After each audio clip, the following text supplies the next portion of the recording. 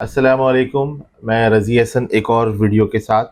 उम्मीद है आप लोग सब खैरियत से होंगे। आज की जो वीडियो है वो SRO 69 जो भी 29 जनवरी 2025 को FBR ने नोटिफाई किया है, और ये SRO रिलेटेड है सेल्स टैक्स एक्ट 1990 वाले सेल्स टैक्स से।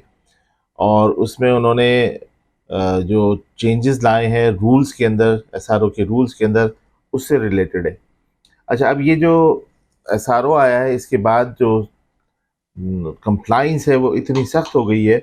मैं आपसे शेयर करता हूँ कुछ समरी। इन्होंने कोई 25 रेगुलेशन समझ लें अपडेट उसमें दी है, 150Q से लेकर 150Q, 150R, 150S, यहाँ से लेकर 150XQ तक, यानी QRSTUVWX, फिर XA, XB, XC, DEFGH, इस तरह करते हुए Q 150Q XQ तक। तो इसका जो मकसद है वो क्या है? मकसद इसका सारा ये है इस SRO के थ्रू के डिजिटाइज करें, डिजिटल इकोनॉमी की तरफ बढ़ने के लिए। अब इसके अंदर कुछ एडवांटेजेस हैं, कुछ डिसएडवांटेज भी हैं, और कुछ प्रैक्टिकल इश्यूज भी हैं। क्योंकि लॉ यहाँ बना के उसके बाद फिर जब उसकी इन्फोर्समेंट की बात आती है तो वहाँ पे गवर्नमेंट बैकआउट कर जाती है। और उसकी वजह ये है कि वो पार्टनरशिप होनी चाहिए इनकी, एक तरह से कोलैबोरेशन के साथ, टीम वर्क के साथ लॉ बनाया जाए जिसमें स्टेक होल्डर्स को भी अपने साथ लें। वो ये करते नहीं हैं, वो एकदम से लॉ बनाते हैं, इसको ट्रायल एंड एरर होती है। जैसे आपने देखा सेल्स टैक्स के अंदर बायोमेट्रिक्स की कंडीशन लगा दी, फिर बैलेंस शीट की लगा दी, इसमें किस कदर इश्यूज हुए हैं जिसको एक्सप्लेन करना मुश्किल है। जबकि जो एडवांस कंट्रीज, डेवलप कंट्रीज हैं, मसलन जापान, उन्होंने जब सेल्स टैक्स अप्लाई कर रहे थे तो कई साल पहले बता दिया था, ताकि लोग अपने हाउस को ऑर्डर में कर लें, खुद को प्रिपेयर कर लें। अब इनका ये जो एकदम से SRO आया, SRO 69, एक तो ये लॉज भी इतनी तेज, इतने फ्रिक्वेंट चेंज होते हैं कि अब मेरे पास ये चॉइस के अलावा और कोई मुझे चॉइस नज़र नहीं आती कि मैं वीडियोस के थ्रू अपने अपने क्लाइंट्स के साथ कांटेक्ट करूं, या अपने उन लोगों से जो हमसे कुछ मशवरा लेना चाहते हैं या लेते हैं।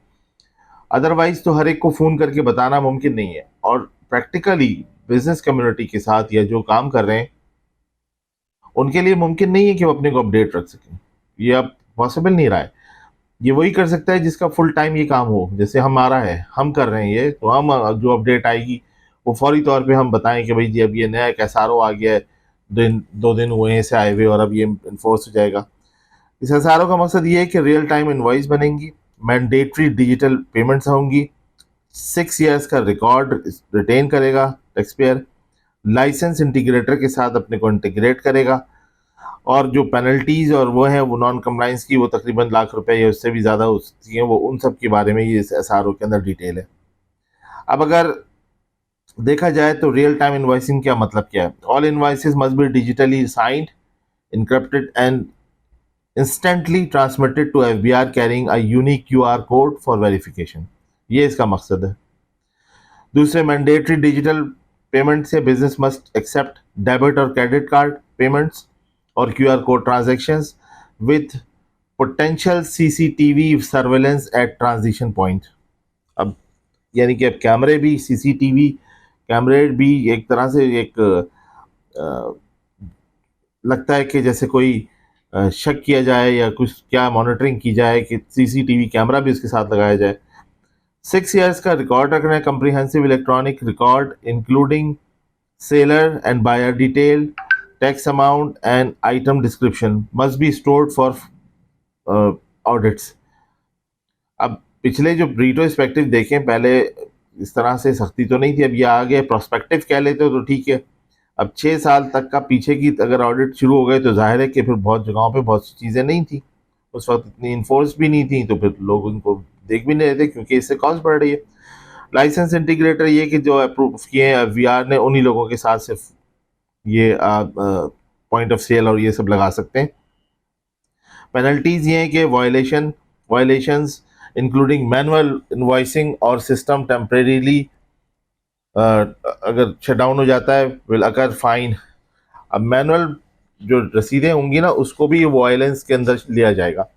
अच्छा, अब इसकी कुछ एडवांटेजेस जो इनकी एक्सपेक्टेशन है वो ये कि एक तो ये कर्बिंग टैक्स इवेजन के लिए बहुत अच्छा रहेगा, एफिशिएंसी आएगी, एफिशिएंसी गेन होगी, इनकी इकोनॉमिक क्रेडिबिलिटी आएगी और कंज्यूमर को कॉन्फिडेंस होगा। ये इनके जो की एडवांटेजेस इनका कहना है कि वो ये हैं। तो अगर आप कर्बिंग टैक्स इवेजन की बात करें तो फिर उसके अंदर अगर रियल टाइम ट्रैकिंग निकल रही है, रियल टाइम इनवॉइस निकल रही है, क्यूआर कोड से, डेबिट कार्ड, क्रेडिट कार्ड से पेमेंट्स चल रही हैं, तो बिल्कुल कुछ 20-30% का गेन इनको होगा। एफिशिएंसी गेन उसमें ये है कि अब अगर ऑटोमेटिक रिटर्न साथ साथ बनने शुरू हो जाएं, जब ये बात है कि ये कह रहे हैं कि अब रिटर्न बढ़ने के बजाय ऑटोमेटिक बन जाए, ऐसे मॉडल्स मौजूद हैं वैसे ग्लोबल स्टेज पे कि वो खुद ब खुद बन जाती है, तो ये जो एक एक्सरसाइज होती है ये सेव हो जाएगी। तो इसके अंदर जो प्रोसेस टाइम है 40% रिड्यूस हो जाएगा। अगर हाथ के हाथ at the spot real time में इनवॉइस आके अपडेट होता जा रहा है सिस्टम, तो फिर तो जाहिर है कि 40% वो बेहतरी आ जाएगी, इकोनॉमिक क्रेडिबिलिटी आ जाएगी, क्योंकि इस वक्त पाकिस्तान का जो टैक्स टू जीडीपी रेशियो है वो 9.5 है।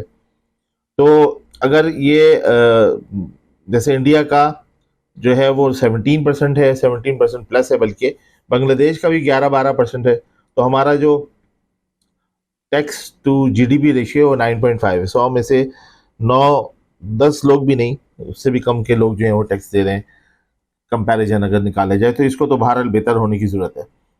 कंज्यूमर कॉन्फिडेंस ये बिल्कुल हो सकता है, जाहिर है कि अगर कोई किसी को रसीद मिल रही है तो उसके पास एक सबूत है और उसको सही प्राइस पे मिलेगी, ये सारी चीज़ें हैं। तो जो ट्रांजिशनल डिस्प्यूट्स हैं, जो री इन्फोर्समेंट के ट्रस्ट हैं, और ये जो चीज़ें ये तो इम्प्रूव होंगी। अब इसके डिसएडवांटेज क्या होंगे? इसके डिसएडवांटेज जो मेरी एनालिसिस है वो ये है कि एक तो हाई कंप्लाइंस कॉस्ट होगी, क्योंकि एक स्मॉल मीडियम एंटरप्रेन्योर जो होता है, जब वो काम कर रहा होता है तो वो एक लिमिटेड रिसोर्स में काम कर रहा होता है, बहुत से काम तो वो खुद कर रहा होता है। कई जगह पे ये होता है वो स्टाफ रखता है। अब स्टाफ रखना भी आजकल जो जो है इस कदर टफ होता जा रहा है, महंगाई इतनी है, तो किसी को रखना भी एक कॉस्ट करता है। तो रफली ये 15 से 20% तो कम से कम कॉस्ट बढ़ेगी इसके अंदर।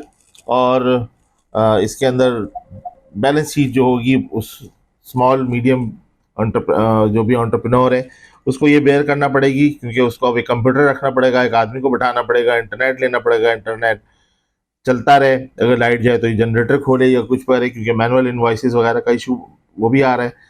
तो इंफ्रास्ट्रक्चर गैप्स वैसे भी हैं हमारे पास। जो हमारा जो पेनिट्रेशन है इंटरनेट की, वो आजकल तो वैसे ही कॉम्प्रोमाइज्ड है, उसकी स्पीड, लेकिन उसकी पेनिट्रेशन उतनी है भी नहीं कोई।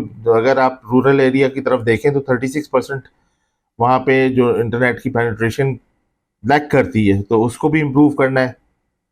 फिर बैकबोन इम्प्रूव करनी है, क्योंकि यहाँ पर एक इनवॉइस निकालने में कई दफ़ा ऐसा होता है कि टाइम ले रहा होता है, तो उसमें बड़े इश्यूज आ सकते हैं। फिर प्राइवेसी कंसर्न है, क्योंकि जाहिर है जब चीज़ें सारी ऑटोमेटिक हो जाएंगी होंगे तो बैंक सब चीज़ें सरफेस हो जाएंगी। तो यहाँ पर लोगों का, बिजनेस कम्युनिटी के पॉइंट ऑफ व्यू से बात कर रहा हूँ, उनके लिए ये कंसर्न है। ऑपरेशनल डिसरप्शंस भी हैं यहाँ पर, जो जैसे मैंने आपको कहा, कहीं लाइट चली गई, कहीं कुछ हो गया। और जो कैश बेस्ड स्टेट बैंक की अपनी रिपोर्ट ये है कि 60% जो है वो रिटेल ट्रांजैक्शन जो है, 60% ये से भी ज़्यादा जो है वो तो कैश बेस्ड होती हैं।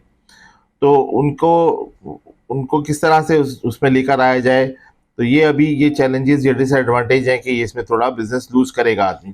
अब शादी हॉल के ऊपर आजकल जो लगाया हुआ है इन्होंने, टैक्स जो लगा दिया है, तो उसके ऊपर भी बहुत ज़्यादा इस वक्त शादी हॉल वाले जो हैं वो बहुत प्रॉब्लम फेस कर रहे हैं, क्योंकि जब वो CNIC मांगते हैं, जो अपनी तकरीब करने आया है, तो वो कहीं और चला जाता है और उसको लगता है कि रेट उसको ज़्यादा कॉस्ट आ रही है। बहरहाल ये कि ये चीज़ें जो हैं ये तो प्रॉब्लम आएंगी और उनको फेस कर रहे हैं, लेकिन इसके अंदर जो असल चीज़ है वो ये कि अगर गवर्नमेंट को इसे सक्सेसफुल बनाना है तो उसको बिजनेस कम्युनिटी को एज अ पार्टनर लेके अपने साथ स्टेक होल्डर के तौर पे लेके चलना होगा। पेनल्टीज से करके कोलैबोरेशन करें तो होगा, कोरोजन ना करें। पेनल्टीज लगाने के बजाय ट्रेनिंग्स प्रॉपर हो, स्टाफ की ट्रेनिंग हो और मौका दिया जाए। अगर कहीं जेन्युइनली कोई इशू आया है सिस्टम की वजह से, लाइट की वजह से या लर्निंग की वजह से, एक्सपर्टीज़ की वजह से, तो वहाँ पर थोड़ा मार्जिन दें, तब ये चीज़ें इम्प्लीमेंट हो पाएंगी। इस वक्त जो इन्होंने एक पूरी लंबी लिस्ट है, मैं खोल भी लेता हूँ, बल्कि मैं अपने उसके साथ शेयर भी कर लूँगा वीडियो के साथ, जो 150Q से लेकर 150 XQ तक है, 150 एप्लीकेशन है, 150Q फिर उसके बाद ऑब्लिगेशन एंड रिक्वायरमेंट्स है, फिर 150S है issuance of electronic invoice, 150T है conditions of electronic storage, 150U है ऑडिट्स, 150V है extension in due date of integration, 150W है provisions of electronic transactions, 150X है consequences of non compliance, 150X है responsibilities, 150XB है provisions of verification of facility. अब ये भी एक मसला है कि अब जो जाके वो उनके और जो है वो वेरीफाई करते हैं, प्लस ये कि उनकी टीम आके किसी वक्त भी जो है स्कॉट करके वो आके चीज़ों को देख सकते हैं और वो प्रेमिसेस पे पहुंच सकते हैं। ये भी एक नया वो भी मसला भी ये भी होगा, जिससे इंटेंशन तो अच्छी है लेजिस्लेटर की, लेकिन असल में ये पावर्स जो है फिर वो थ्रेट करने के लिए इस्तेमाल होती हैं।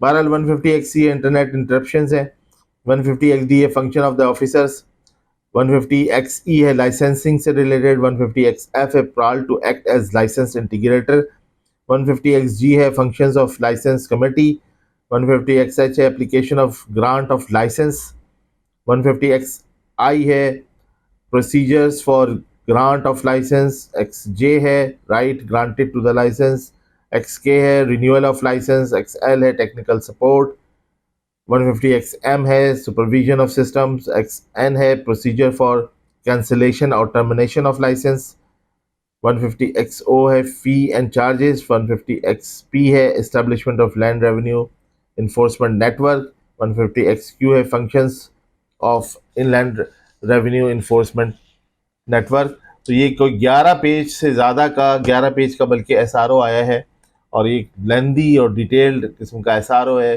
समझ लीजिए एक छोटा लॉ ही आ गया है एक तरह से, मिनी बजट तो नहीं कहना चाहिए इसको, बहरहाल ये कि बहुत ज़्यादा चेंजेस हुए हैं।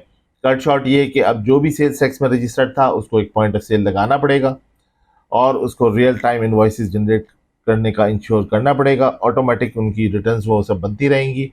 किसी वक्त भी FBR के टीम को स्कॉट करता हुआ आ जाएगा और वो वहाँ पहुँच कर वो सारी चीज़ें देखेगा। 6 साल का डेटा वहाँ होना ज़रूरी है, और अगर मैनुअल इन्वॉइसेस भी दे रहा है वो भी वो वायलेशन में शुमार होंगी। तो इंशाल्लाह आप देखें, जो भी अपडेट्स आते रहेंगे वो आपसे शेयर करते रहेंगे। आपसे रिक्वेस्ट है कि चैनल को लाइक करें, सब्सक्राइब करें। Thank you very much.